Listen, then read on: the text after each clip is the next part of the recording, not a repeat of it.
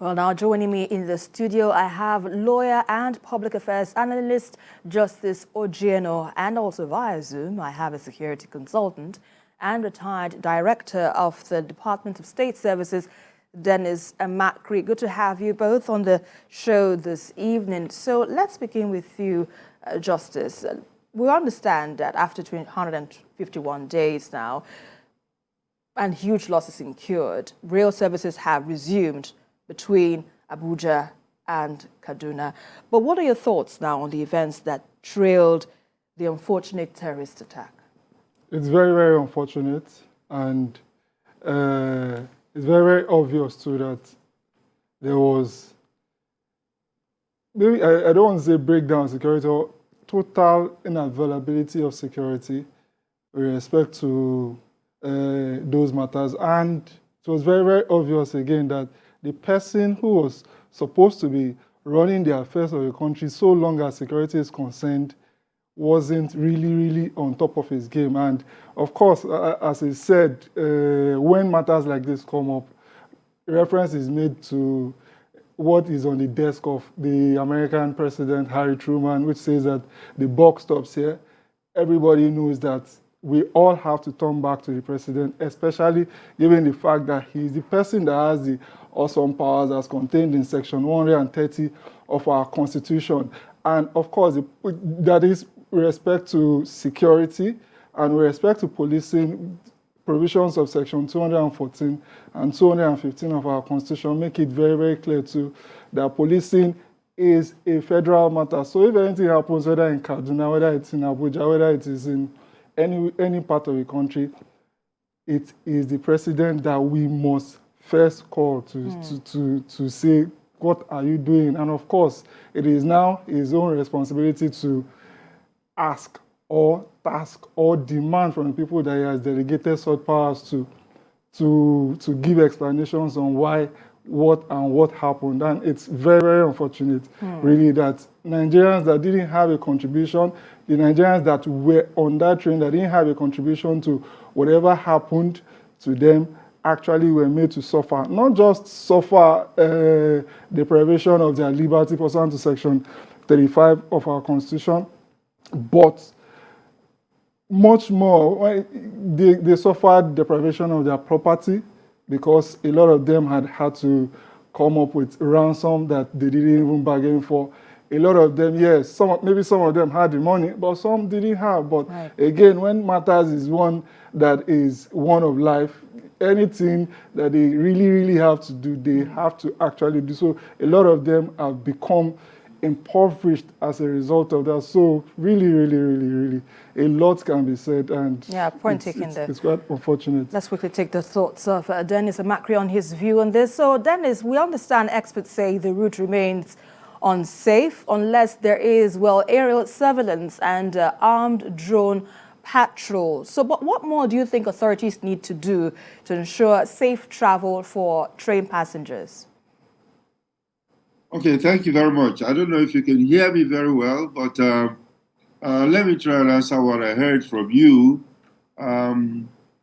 I know people are worried about the security of the railroad and even the passengers that are going to use it. But right now, I think the committee that was set up by the government, which includes the Chief of Defense Staff Office, IG Office, DSS, have come up with a report that had made it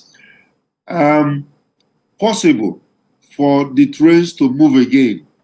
So for them to recommend that the train should move on again, I don't think people should be worried about it because these people have gone in, and then of course there are some reputational issues that are risk factors that they must have considered, and the trains are running again. So they are not going to tell you everything that they've done. I heard somebody saying that the other area is open and all the rest. No, we're not going to put it in a tunnel or whatever. But I think for the security recommendation, the rails are safe for now. for Right. travelers to move around. Great. So that justice now for the train attack victims, they are demanding compensation from the federal government. Do you think they are justified by this? What do you make of this demand that they are making? Okay, from the angle of the government has promised to actually do one or two things for them. I think that the government ought to. And I say it, of course, maybe comically from one governor that is being quoted recently that screams integrity, or says agreement is agreement. And I mean His Excellency Ezenwo-Wike. Because of that, maybe, but as per whether they are demanding or they are insisting or whether it is enforceable or justifiable, yeah, just from the angle of appealing, yes. But if it is something that, okay, we can say, let's go to court to enforce it, you made such promises to us, or you are the reason why we are actually in this situation, it's going to be very, very hard. Because if any court or if any judge actually sanctions that and says, oh yes, pay so compensation to these people, then every other person that has been wronged, but maybe every other person that has been kidnapped, or any other person that has faced something that is as a result of pure failure of government, that person will be able to have recourse to the courts. And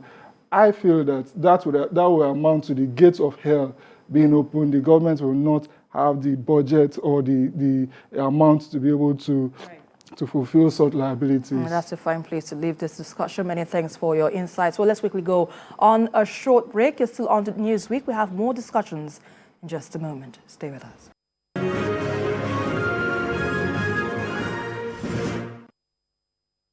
Welcome back. It's still Newsweek, and we're discussing the issues that made headlines during the week. Now, more than 48 hours after an ultimatum issued to the Nigerian National Petroleum Corporation Company Limited, and all marketers by the Department of State Services to make petrol available for Nigerians, the situation has remained the same in major parts of the country. Now, the country's secret police, had on Thursday given the NNPC Limited and other stakeholders in the downstream sector 48 hours ultimatum to put an end to the lingering fuel scarcity across the country. Well, I still have with me via Zoom retired Assistant Director of Department State Services, Dennis Amakri, and still in the studio with me, I have lawyer and public affairs analyst, Justice Ojieno. So let me come back to you now, Dennis Amakri. Well, we understand fuel scarcity still persists in major parts of the country, despite the DSS given an ultimatum. But tell us, what do you think is really responsible for this recurring scarcity? Okay, thank you very much. You see, it is not very usual for the DSS to come out and give an ultimatum like this. But for them to come out, it tells you that they are going ahead to, carry out their national responsibility, because the DSS actually is created to deal with insecurities that affect the nation. Any threat to national security will be addressed by that agency. And I think that's what they've come out to do. For them to ask the NNPC to make sure that fuel start to flow within 48 hours, I think it must be a situation where they must have got some kind of intelligence telling them about sabotage agents who are trying to sabotage the fuel situation. Remember, this election year, they're running into the election months, and there are many people who want to make sure that there is chaos. And I think the SSS is right on the button when they say that they should, people who are in an NNPC or wherever they are, to make sure that fuel flows. Because we've talked about fuel theft, and now we're talking about, people hoarding fuel, and for whatever purpose that will be, I think the DSS will be on top of that. But People have been discussing about this now. Let's talk to you now, Justice. People have been discussing about this, saying that the DSS shouldn't interfere in field issues. But we've heard the point of Dennis Amakri on why he thinks that the DSS have taken such a stand. But where do you stand, if I were to ask you? Okay, I will respectfully disagree with him. I think that the DSS as a body is a body that ought not to really be seen or ought to really be heard, especially the way they came about this. They practically came and gave a direct threat to members of a particular association. I don't think it is justifiable in a reasonably democratic society. I think they are really pushing the frontiers of what they are, whether constitutional, I don't even think they have constitutional powers, whether legislative powers are. And one major section or subsection that they usually rely on is section 2 sub 3A of the National Security Agency Act, which gives them the power to prevent or detect crime in the country. I think that cases, especially like Olisagbakoba and Director of State Services, have made it very clear that they don't have this kind of powers. They are really pushing beyond. If there is an issue of economic sabotage, maybe an EFCC would have been a better organization to do it, because even the EFCC is called Economic and Financial Crimes Commission, not the DSS. The DSS could have done it more tacitly, more undergroundly, but not this way. Because if we leave the DSS, a body with such an awesome power to be able to run amok this way, what stops them from threatening ASU to stop their strike? What stops them from threatening any other association that is lawfully constituted pursuant to Section 40 of our Constitution to be able to carry out their aims and objectives? So if an EFCC cannot do it, maybe an ICPC can do it if there is government collusion. So there should be, the DSS should not be heard. The DSS should not be used to do this and do that and do this and do that. They should be more in the background. They should inform other agencies to be able to do the work. Because if that is not done, we are going for chaos. All right, Dennis, you have a point trying to make. Final thoughts on this. Hello, are you referring to me? Yes, I'm asking you final thoughts on what do you think is your last solution to this okay, crisis? Thank you very much. Well, you know, many people will not understand this because it's not a legislative issue. It's an issue of creation. The DSS is created to deal with all threats that affect national security. And then it is not an EFCC, it's not an economic crime, it's not an economic sabotage. It is a sabotage to national security. There is nobody involved. Somebody just wants to cause confusion and then, of course, mayhem in the country by withholding the fuel line or the fuel supply in this country. And I think the DSS is well placed to address it. All right, and that's a fine place to leave it. Thank you very much, Dennis Amakri, for your insights on this very issue. So, and finally on the show, the House of Reps summoned the Central Bank of Nigeria's Governor, Godwin Emefiele, over the Apex Bank's new policy on cash withdrawals. Now, this followed a motion of urgent public importance moved by a member of the House, Aliyu Magaji, at the plenary on Thursday. Well, on Tuesday, December the 6th, the Central Bank of Nigeria issued a new directive to banks and other financial institutions to reduce cash transactions in the country. Well, controversies continue to trail the planned policy of the Central Bank of Nigeria to limit cash withdrawals for individuals at 100,000 naira and corporate bodies to 500,000 naira weekly. Now, joining me via Zoom is an investment banker, financial analyst, and economist, Nemeka Obiareri, to give us his perspective on this issue. Good to have you on the show this evening. So, Nemeka, if the central bank is limiting cash withdrawals by individuals to 100,000 naira weekly, what do you think are the likely implications of this move? Okay, can you hear me? Loud and clear. Please go ahead. Okay, good. I truly appreciate the steps by the Central Bank of Nigeria, to provide a limit to cash transactions within the system. When I listen and read some of the sentimental lamentations of most Nigerians, I find it very amusing. I will explain why. Daily limit withdrawal of 20,000 naira for individuals, weekly for 100,000. Listening to people and commentators, you will assume that the CBN was out to cripple economic activities in Nigeria. But the realities and the numbers do not support such lamentations. I will explain. Based on the records and the reports of the NPS, over 133 million Nigerians out of a population of about 210 million live under multidimensional poverty. What it simply means that most of these guys do not even earn up to 1,000 naira a day income.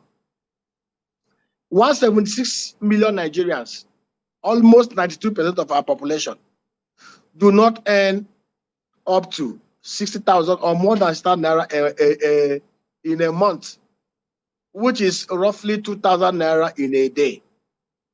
By the records of the NDIC, 99.4% of Nigerians do not have up to 500,000 naira savings anywhere in their bank account in Nigeria. If you break it down, that simply means if the Central Bank of Nigeria should ask Nigerians within this population to begin to withdraw their monies in the bank, is it not what you own in the bank that you can be able to withdraw? 176 million Nigerians do not even make or earn up to 2,000 naira a day. And people are lamenting that CBN had put a limit of 20,000 naira withdrawal. A man that does not earn 2,000 naira a day. Why the worry and hula baloo about CBN pegging of 20,000 naira cash limit? Of course, there are several channels through which people can transact. And of course, it's actually available for the 0.6% of those that have savings that they can even withdraw. So the CBN policy is very apt. The limitations are there to encourage cashless banking. I made a position paper which is very, very clear. The Central Bank of Nigeria, if you look at today in Nigeria, we have over 124 million internet penetration and internet users. We have over 143 million Nigerians that have access to the GSM. If you look critically, in the Northwest, a region supposedly supposed to be where you have most of the out-of-school kids, we have over 27 million internet users. In the Northeast, about 17 million. In the Southeast, it's less. Do you know why it is less in the Southeast? Because most broadband providers go to Southeast and South, and I will explain to you where we have less internet penetration and why the CBN should not be blamed. Most broadband providers, most telecommunication services providers, if you ask any of them, they find it more difficult to install their infrastructure within those regions. MTN, Airtel, Glo, 9Mobile have capacity to roll out data broadband and internet facilities and the telecommunication facilities across every nook and cranny of Nigeria. But what has been the hindrance? One, the activities of communities who will demand a hand and a leg, who will never give them right of way to lay their cables and to put their base stations. The issue of insecurity, the Northeast and the Northwest, most of this telecommunication infrastructure that will have guaranteed seamless internet mobile banking are being disrupted by insurgents and bandits. All right, This is not within the purview of the central bank. Let me quickly ask you this question. The central bank, in their own wisdom, are doing what other people are doing in other developing economies. In Kenya, financial inclusion is about 84%. Nigerians should be thinking about how we can raise financial inclusion to about 95% before 2025. And what Emefiele and CBN has done will go a long way in helping us. We should support and encourage them. All right, so let me quickly ask you this question, Obiariri, before we finally leave these discussions. Now, from Naira notes to redesigned to withdrawal limits. Now, the CBN is talking about, controlling the inflation in the country by this new policy. Do you think the CBN's tight control on money supply can address this inflationary trend? Yes, it will address it. All over the world, monetary policy tools can only work when central banks can control the volumes of monies and cash in circulation within the system. It's an aberration. It's unheard of that out of the 3.2 trillion naira cash printed, only about 500 to 600 billion are in circulation. The 2.75 trillion outside the banking industry, I can bet you, are monies in the hand of the bad people, corrupt politicians, looters, kidnappers, and bandits. Some of the users of cash in Nigeria are the traders. If you go to Idumota, you go to Alaba, there is no honest trader that keeps cash for more than 1 week. As they're receiving the cash, they are paying it into the banking industry. As they're receiving the cash, they are buying dollar to enable them travel back to China to import. So most of the people that you see complaining are those who are ruining and destroying and distorting the microeconomic environment of Nigeria. All right. What Emefiele and CBN have done is to enable us control volumes of monies in circulation and enable the monetary policy tools to work effectively. And two, it will also help us to check security. Apologies, most because of the time, we cannot continue any further. We appreciate your insights on the program this evening. Thank you very much to my guests, Nnameka Obiariri, Dennis Amakri, and Justice Ojieno, for your insights on the program this evening. It's been a pleasure.